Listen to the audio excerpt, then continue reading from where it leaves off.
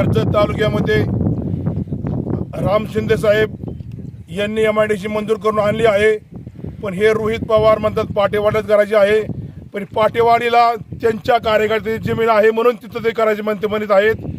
राम शिंदे साहेबांनी MIDC मोठे आणले, आता MIDC होणार आहे, सर्वे चालू आहे, आज सर्वे चालू होणार आहे. पण मी ह्या राम शिंदे साहेबांनी MIDC आणल्यामुळे आम्हाला जे विरोध करत आहे या MIDC होण्यासाठी त्यांना मी स्वतः व 3 गावातील किंवा कर्जत तालुक्यातील कपडे काढून हल्ल्याशिवाय नाही, तुम्हाला असं मी वॉर्निंग देतो. आज जेव्हा तुम्ही MIDCला कोणी विरोध करायचा नाही आणि आपल्या कर्जतचा STT पोस्ट सुद्धा राम शिंदे साहेबांनी मंजूर करून आणला आहे आणि या मंजुरीवर तुम्ही कुठे जाऊन फुट काढता, तुम्ही म्हणता आम्ही आणला.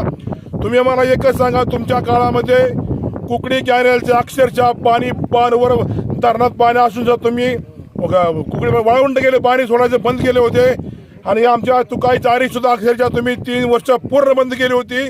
ही सर्व सत्य परिस्थिती आहे आणि तुम्ही काय लोकांची कामं करणार आहेत.